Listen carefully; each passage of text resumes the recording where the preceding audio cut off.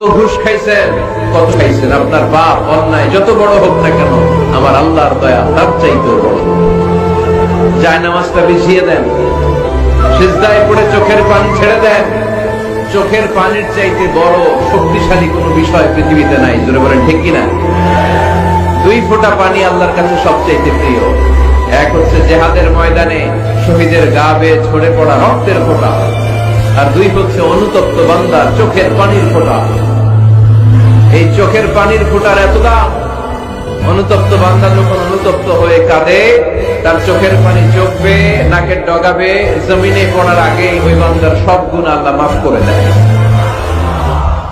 এজন্য আল্লাহর নবী বলতেন, কুল্লুকুম খাত্তাউন ওয়া খায়রুল খাত্তাইনা আত-তাওয়াবুন।